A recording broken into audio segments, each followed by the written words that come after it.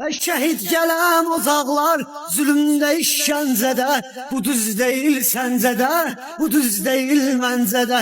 Yenə çoxuya öz kefində, yenə çoxuya əyləncədə, axı tökülən qanları olmaz unutmaq olmaz.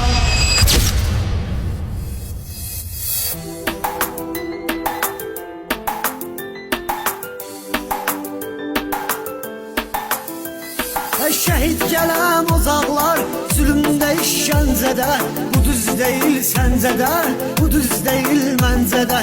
Yenə çoxuya öz kefində, yenə çoxuya əyləncədə, axı tökülən qanları olmaz unutmaq olmaz. Şirləri, aslanları olmaz unutmaq olmaz. Candan əziz canları olmaz unutmaq olmaz. Anamız Azərbaycanın dağ çəkilib köksünə, dağ kimi oğlanları olmaz unutmaq olmaz.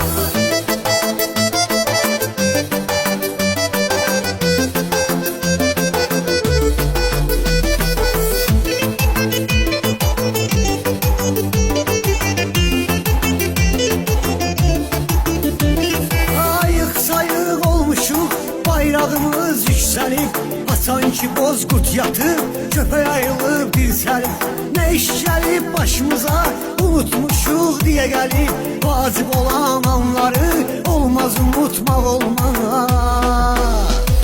Şirləri, aslanları olmaz unutmaq olmaz. Candan əziz canları olmaz unutmaq olmaz. Anamız Azərbaycanın dağ çəkilib köksünə, dağ kimi oğlanları